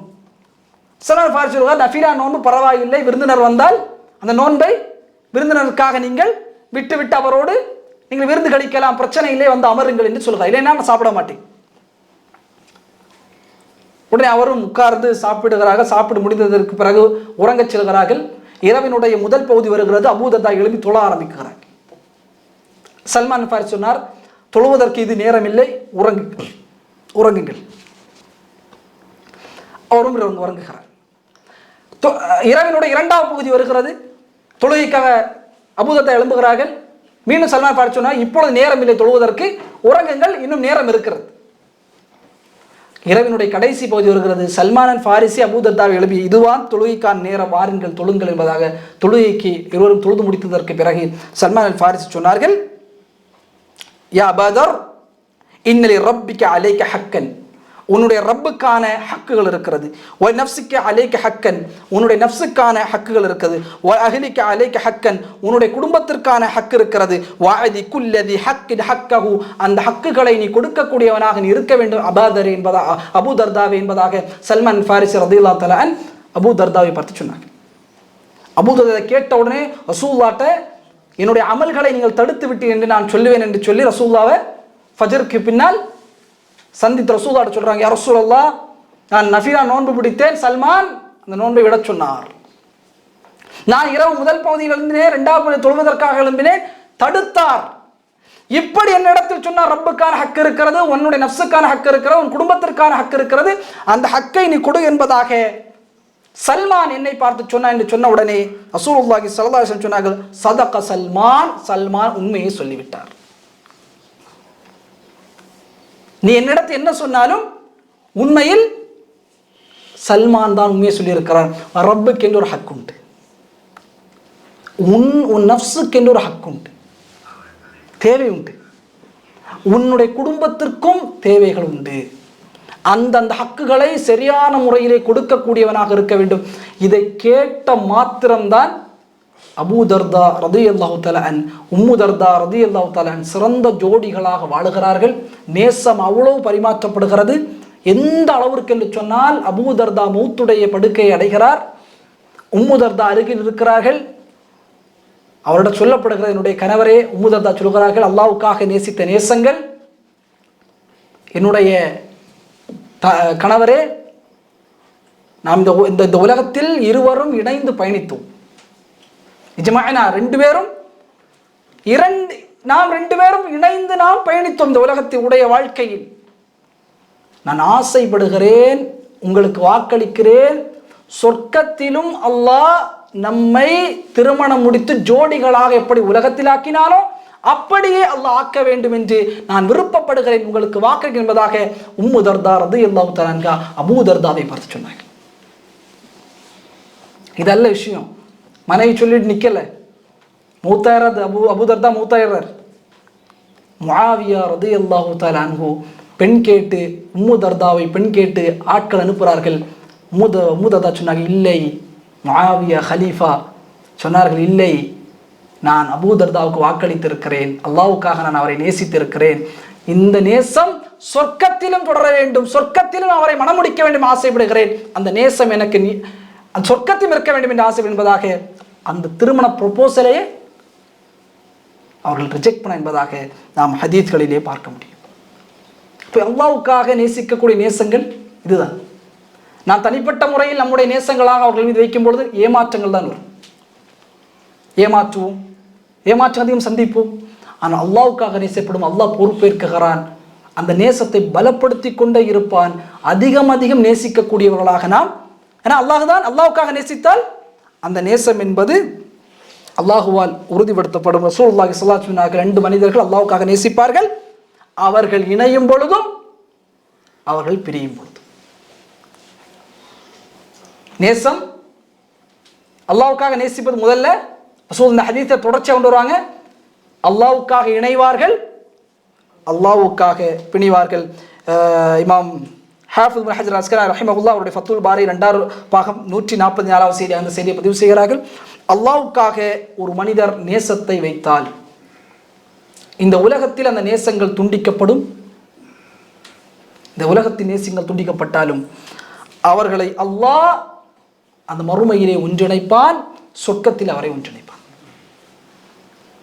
ஹாஃபிஸ் ஹஜர் அஸ்கலானி ரஹிமஹுல்லாஹ் சொல்றாங்க, அல்லாஹ்வுக்காக முஃமின்கள், அல்லாஹ்வுக்காக அந்த நேசங்கள் இருக்க வேண்டும். இப்படி ஒரு ஆங்கில ஒரு தாய் அவர் சொல்லுகிறார், இதை பற்றி பேசுகிறார். அல்லாஹ்வுக்காக நேசங்களை பற்றி பேசும் பொழுது அவரிடத்திலே ஒரு செய்தின்னு சொன்னார். ஒரு வாலிபன் அவர்கிட்ட கேட்டார், ஷேக், இதுக்கு ஜாய்ஸ் இருக்கா? அல்லாஹ்வுக்காக நான் ஒரு அந்நிய பெண்ணை நேசிக்கலாமா? அது ஹராம். அல்லாஹ்வுக்காக ஒரு அந்நிய பெண்ணை திருமண ஒப்பந்தத்திற்கு இல்லாமல் நேசிப்பது ஹராம். நான் இங்கே சொல்வது முஃமினான ஆண், முஃமினான பெண். ஹராம்களையும் ஆபாசங்களையும் அசிங்கங்களையும் செய்யக்கூடியவனை நேசிப்பது ஹராம். எவ்வளவுதான் முஸ்லிம் சமூகம் ஹராம்களையும் அசிங்கங்களையும் ஆபாசங்களையும் வெளிப்படுத்தக்கூடியவனை நேசிப்பது, என்னுடைய கணவனை விட நான் அவனை நேசிக்கிறேன். ஹராம். என்ன நேசம் இது? யார் நம்முடைய நேசத்திற்கு முதன்மையாக இருக்கணும்? அல்லாஹ்வுடைய தூதர். அல்லாஹ்வின் நேசம் ஃபித்ரா, இயற்கையாக வரும். இயற்கையாகவே அல்லாஹ்வின் நேசத்தை உண்டு பண்ண வேண்டும் என்ற அர்த்தம் கிடையாது. இயற்கை. ஆனால் இஹ்தியாரி, தேர்ந்தெடுத்த அல்லாஹ்வின் தூதரை நேசிக்க வேண்டும் அல்லவா? எவ்வளவு நேசங்கள் அல்லாஹ்வின் தூதரின் மேல் ஈர்க்கப்பட்டிருக்கிறது. ஆபாசங்களை நடிக்கக்கூடியவன், அசிங்கங்களை நடிக்கக்கூடியவன், உம்மத்தை சீர்குலைக்க வேண்டும் என்கிற எண்ணத்தோடு செயல்படக்கூடியவனுக்கு பின்னால் நேசன், முஃமின், தொழுகையாளி, அவனுக்காக நின்று பேசுகிறான். ஓட்டு போடு போ, அவனுடைய கொள்கை, அவனுடைய கோட்பாடு ஜனநாயகம் கொடுத்திருக்கக்கூடிய ஒன்று, ஒரு நிர்பந்த அடிப்படையில் வாக்கை செலுத்தி போ. ஆனால் அவனுக்காக மல்லு கட்டி நிற்கிறான். இல்லை, அவன்தான் என்னுடையவன், அவனை நேசிக்கிறேன், அவன் எப்படி என்று இந்த நேசங்கள் ஹராம். முஃமினைத்தான் நாம் நேசிக்க, காஃபிர்கள் நேசிக்கக்கூடாது என்ற அர்த்தம் அல்ல அது. அவனை நேசிக்கலாம். இஸ்லாத்திற்கு எதிராக இருக்கக்கூடியவர்கள், இஸ்லாத்தை அழிக்க வேண்டும் என்ற நோக்கத்தோடு பயணிக்கக்கூடியவர்கள், ஆபாசங்களையும் அசிங்கங்களையும் உம்மத்திற்குள்ளே நுழைக்கக்கூடியவர்கள், இவர்கள் மீது நேசம் வைப்பது ஹராம். ரசூலுல்லாஹ் மீது நேசம். அபூ அய்யூப் அல்-அன்சாரி ரலியல்லாஹு தஆலா, அபூ அய்யூப் அல்-அன்சாரி ரலியல்லாஹு தஆலா சிறந்த நபித்துவ சகோதரர்களுடைய வரலாறை எல்லாம் நாம் படிக்க வேண்டும். எவ்வளவு அவருடைய மௌத்துடைய நேரம் நீங்கள் பார்த்தால், அவ்வளவு ஒரு 90 வயதில் ஒரு ஜிஹாத் செய்து பார்த்திருக்கிறீர்களா? அந்த ஜிஹாத் கப்பலில் முஆவியாவோடு, முஆவியாவுடைய மகன் யார், யஸீதோடு இஸ்தாம்புல் ரசூலுல்லாஹ் சொன்னார்கள், கப்பலில் ஒரு பயணம், ஜிஹாதுக்காக செல்வார்கள். அதை வழிநடத்தக்கூடிய அமீர் சிறந்தவர், அந்த படை சிறந்த படை. ரசூலுல்லாஹ்வால் நர்மாராயம் சொல்லப்பட்ட ஒரு படை முஆவியா ரலியல்லாஹு அன்ஹுடைய தலைமையில் கிளம்புகிறது யஸீதோடு. 90 வயதில் அபூ அய்யூப் அல்-அன்சாரி ரலியல்லாஹு தஆலா பயணப்படுகிறார்கள். ஜிஹாதுக்கு அந்த இதே கிடையாது, என்ன வாய்ப்பே கிடையாது. ஏன்னா வயதாயிட்டு. அவர் சொல்ல, இல்லை நான் செய்வேன், நான் ஜிஹாத் செய்வேன். 90 வயதில் கடல் பயணம் உங்களுக்கு தெரியும், ரொம்ப கஷ்டம், வாந்தி அதிகமாக வரும், மண்ட தலை சுத்தும். இது 90 வயது என்றால் நோய்வாய்ப்படுகிறார்கள். உடனோடு நபித்துலக தாபிஈன்கள் எல்லாம் இருக்கிறார்கள். யஸீத் வருகிறார் அருகில், மூத்துடைய இறுதி படுக்கையில். என்ன சொல்ல வேண்டும்? எனக்கு இப்படி பொறுப்பெல்லாம் இருக்கு, இல்லை. அவர் சொன்னார், யஸீதே, உனக்கு நான் ஒரு ஹதீஸை ஞாபகப்படுத்துகிறேன். அல்லாஹ்வின் தூதரிடத்தை நான் கேட்டேன், மன் கான ஆகிரு கலாமி லா இலாஹ இல்லல்லாஹ் தஹலல் ஜன்னah. யாருடைய இறுதி வார்த்தை லா இலாஹ இல்லல்லாஹ் அமைகிறதோ அவர் சொர்க்கம் நுழைவார். என்னை நீங்கள் எங்கே அடக்கம் செய்ய வேண்டும்? நீங்கள் எதிரியில் படைக்கு செல்வீர்கள், இஸ்தான்புலில், துருக்கியில் இருக்கக்கூடிய இஸ்தான்புலில் என்ன நீ அடக்கம் செய்ய வேண்டும். தாபிஈன்கள் சொல்கிறார்கள், நாங்கள் பயணப்பட்ட தாபிஈன் முஆவியாவோடு இருந்த படையில் இருக்கக்கூடியவர் சொல்கிறார்கள், அன்சாரி அபூ அய்யூப் அன்சாரி ரலியல்லாஹு தன்னுடைய உடல், ஏன்னா பயணப்படணுமே, நாற்றம் எடுக்கவில்லை. உடலில் இருந்து நறுமணம் தான் வந்ததை தவிர நாற்றம் எடுக்கவில்லை என்பதாக அபூ அய்யூப் அன்சாரி ரலியல்லாஹு தன்னுடைய வரலாறு படிக்க வேண்டும். ரசூலுல்லாஹ் மதீனாவுக்குள்ள வராங்க. ரசூலுல்லாஹ் யார் வீட்டில் தங்குறது? ஏன்னா மஸ்ஜித் நபவி கட்டப்படவில்லை, நிலம் வாங்க வேண்டும், பள்ளிவாசல் கட்ட வேண்டும். கிட்டத்தட்ட 7 மாதங்கள் ஆகியது மஸ்ஜித் நபவியை இருக்க அந்த மதீனாவில் கட்டுவதற்கு. அபூ அய்யூப் அன்சாரி ரலியல்லாஹு வருகிறார்கள். ரசூலுல்லாஹ் சொன்னாங்க, ரசூலுல்லாஹ் ரசூலுல்லாஹ் சொல்கிறாங்க, என்னுடைய ஒட்டகம் எங்கே அமர்கிறதோ அதற்கு முன்பதாக அபு அய்யூப் ரலியல்லாஹு அன்ஹு வீட்டுக்கு அழைத்து சென்று, அபு அய்யூப் அன்சாரி ரலியல்லாஹு அன்ஹுடைய வீடு 2 மாடி, மேல் மாடி கீழ் மாடி. ரசூலுல்லாஹ் சொல்லுகிறாங்க, யா ரசூலுல்லாஹ் நீங்கள் மேல் மாடியில் இருந்து கொள்ளுங்கள். ரசூலுல்லாஹ் சொன்னாங்க, மேல் மாடி எல்லாம் வேண்டாம், நான் நபியாக இருக்கிறேன், என்னை சந்திக்க நிறைய பேர் வருவார்கள், உங்களுக்கு இடைஞ்சலாக இருக்கு மேலே போயிட்டு கீழே இறங்குற, அது சரிபட மக்கள் கூட்டங்கள் வரும், ஒரு தலைவர் அல்லவா, பிரச்சனை என்ன, மக்கள்கள் ரசூலுல்லாஹ் தான் நோக்கி வருவார்கள், மேலே நீங்கள் இருங்க அல்லாஹ், கீழே நான் இருக்கவில்லை. அபு அய்யூப் அன்சாரி தான் சொல்கிறார்கள், ஸோ இல்லை நான் கீழே இருக்கிறேன், நீங்கள் மேலே இருங்க. மேலே கணவனும் மனைவி இருக்கிறாங்க, அபு அய்யூப் அன்சாரியும் உம்மு அய்யூப் அன்சாரி ரலியல்லாஹு 2 பேருமே மேலே இருக்கிறாங்க. இருக்கும்போது உள்ளத்திலே கடுமையான கவலை வருகிறது, அல்லாஹ்வின் தூதர் கீழே இருக்கிறார்கள், நாம் மேலே இருக்கிறோம், நம் பாதங்கள் அல்லாஹ்வுடைய தூதருடைய தலைக்கு மேலாக இருக்கிறதே. அவங்க எப்படி நடந்தாங்க ஹதீத்திலே வரும், தவழ்ந்து தவழ்ந்து தான் நடந்தார்கள். மறுநாள் சொல்ற, அல்லாஹ்வின் தூதர் என்னால் முடியல, நீங்க மேலே போங்க, நான் கீழே இருக்கிறேன். அது என்னை பார்க்க நிறைய பேர் வருவார்கள் அப்படி. அப்போ இன்னொரு மறுநாள் என்ன ஆகிறது என்றால், அந்த டைம் குளிரான டைம், குளிர் உங்களுக்கு தெரியும், மதீனாவுடைய குளிர் எவ்வளோ கடுமையாக இருக்கும் என்று. தண்ணீர்கள் எல்லாம் சேமித்து வைப்பார்களே, அது ஒரு தண்ணீர் ஓடை அப்படியே வெடிச்சிருது, மேலே ஃபுல்லாக தண்ணி ஆயிடுது. அந்த தண்ணி, அல்லாஹ்வின் தூதர் கீழே இருக்கிறார்கள், இடைஞ்சல் தரக்கூட என்ற காரணத்திற்காக தங்கள் போர்த்த வைத்த போர்வை எடுத்து தண்ணீரை முழுக்க கணவன் வரையும் சுற்றி அந்த இரவில் போர்வை இல்லாமல் குளிரில் உறங்கினார்கள். அல்லாஹ்வின் தூதருக்கு எந்த இடைஞ்சல் கொடுக்கூட. மறுநாள் வருகிறார்கள், அல்லாஹ்வின் தூதரே நீங்கள் மேலே செல்லுங்கள், நான் கீழே இருக்கிறேன். வரைஞ்சிக்கிட்டே வந்ததுனால சொல்லா சரி ஓகேன்னு சொல்லிட்டு ரசூல் ஸல்லல்லாஹு அலைஹி வஸல்லம் மேலே. அந்த அளவிற்கு அல்லாஹ்வின் தூதர் மீது நேசம் சஹாபாக்களால் வைக்கப்படுகிறது. எம்முடைய நேசம் அல்லாஹ்வுக்காக இருக்க வேண்டும், அல்லாஹ்வுக்காக அந்த நேசங்களை நாம் இணைக்க வேண்டும். இரண்டாவதாக அல்லாஹ்வுக்காக பிரிய வேண்டும். இன்னைக்கு நம்ம ஒன்றிணைஞ்சிருக்கோம்ல, இதற்காக அல்லாஹ்வுக்காக. இங்கேருந்து நம்ம பிரிகிறோம்ல, இதற்காக அல்லாஹ்வுக்காக. இன்ஷா அல்லாஹ் அல்லாஹ் சுப்ஹானஹு தஆலா அர்ஷ் நிழலை நமக்கு அல்லாஹ் வழங்குவானாக இன்ஷா அல்லாஹ். இன்னொரு விஷயம், அல்லாஹ்வுக்காக பிரிவதில் பாவம் செய்கிறான் ஒரு நண்பன். நம்ம நபி ரஹிமத்துல்லாஹி சொல்கிறார்கள், பாவம் செய்கிறான் ஒரு நண்பன், அவன்கிட்ட நம்ம எவ்வளோ எடுத்து சொல்கிறோம்,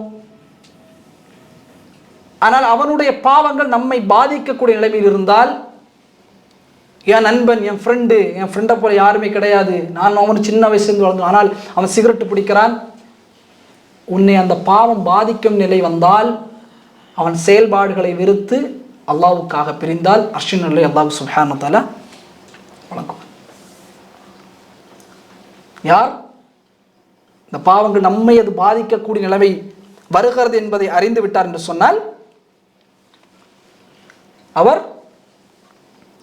அல்லாஹ்வுக்காக அவரிடத்திலிருந்து பிரிய வேண்டும். நம்முடைய நேசம் யாருக்காக இருக்கணும்? முதல்ல அல்லாஹ்வுக்காக நேசங்களை உண்டாக்க வேண்டும், அல்லாஹ்வுக்காக இணைய வேண்டும், அல்லாஹ்வுக்காக பிரிய வேண்டும்.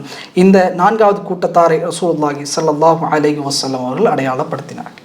என் அன்பிற்கினிய எல்லாம் அல்ல அல்லாஹுவின் நல்லடியார்களே, அர்ஷின் நிழலை அல்லாஹ் சுப்ஹானஹு வ தஆலா 7 கூட்டத்தார்களுக்கு அல்லாஹ் வழங்குவார். அதில் முதலாவது அல் இமாம் ஆதில், நேர்மையான தலைவர், பொறுப்பில் நேர்மை கடைபிடித்தவர், அவருக்கு அல்லாஹ் கொடுப்பான். இரண்டாவதாக ஷாபுன் நஷஹ ஃபீ இபாதத்தில்லாஹ், அல்லாஹ்வினுடைய பாதையில் தன்னுடைய வாலிபத்தை அளித்தவன். மூன்றாவது தன்னுடைய உள்ளத்தை பள்ளிகளில் தொங்கவிடப்படக்கூடிய மனிதர்கள்.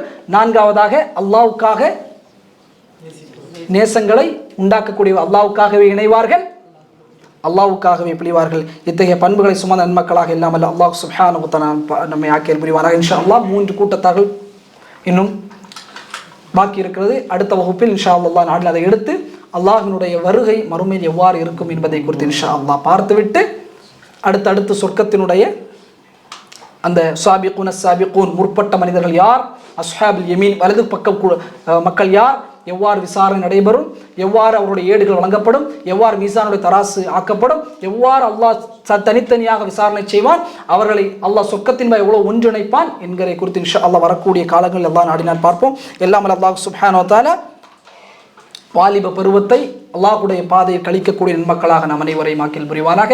எல்லாம் அல்ல அல்லாஹ் சுப்ஹானஹு வ தஆலா நம்முடைய உள்ளங்களை பள்ளிவாசலோடு அதிகம் நேசம் பெற்ற உள்ளங்களாக, தொழுகை அதிகம் நேசிக்கக்கூடிய உள்ளங்களாக, ஜமாஅத்தினுடைய தொழுகையை மரணம் வரை நிறைவேற்றக்கூடிய நன்மக்களாக எல்லாம் அல்ல அல்லாஹ் நம் அனைவரையும் ஆக்குவானாக.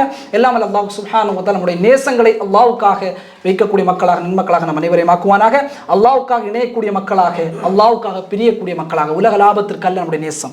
அவன்கிட்ட காசு கிடைக்கும், அவன்கிட்ட பணம் கிடைக்கும், அவன்கிட்ட நம்ம அதிகாரம் கிடைக்கும், இந்த நேசம் பொய்யான நேசம். அல்லாஹ் ஏமாற்றத்தை அளிப்பார். முஃமின் அந்த நேசம் அல்ல, அல்லாஹ்வுக்காக நாம் நேசிக்கிறேன். எல்லாம் அல்ல அல்லாஹ் அத்தகைய நேசங்கள் பெற்றவராக நம்மையும் நம்முடைய குடும்பத்தார்களையும் ஆக்கில் புரிவானாக. எல்லாம் அல்ல அல்லாஹ் சுப்ஹானஹு இந்த கல்வியை பலனுள்ள கல்வியாக நம் அனைவருக்கும் ஆக்குவானாக. எல்லாம் அல்ல அல்லாஹ் சுப்ஹானஹு இந்த நேரம், அவனுடைய பாதையில் கொடுக்கக்கூடிய இந்த நேரத்தை நம்முடைய வாழ்க்கையிலே பரக்கத்துகளாக எல்லாம் அல்ல அல்லாஹ் ஆக்கில் புரிவானாக. எல்லாம் அல்ல அல்லாஹ் சுப்ஹானஹு சொர்க்கத்தின் வாரிசுதாரராக நம்மையும் நம்முடைய குடும்பத்தாரும் நம்முடைய பெற்றோர்களையும் நம்முடைய உற்ற உறவினர்களும் உலக முஸ்லீம்களையும் அல்லாஹ் சுப்ஹானஹு வ தஆலா ஆக்கி புரிவானாக. மரணித்த ஆண் பெண் முஸ்லிம் அனைவருக்கும் அல்லாஹ் சுப்ஹானஹு வ தஆலா சொர்க்கத்தின் வாரிசுதாரராக ஆக்கி புரிவானாக. வாஹ தஅவானா அல்ஹம்துலில்லாஹி ரப்பில் ஆலமீன். வஸ்ஸலாமு அலைக்கும் வரஹ்மத்துல்லாஹி வபரகாத்துஹு.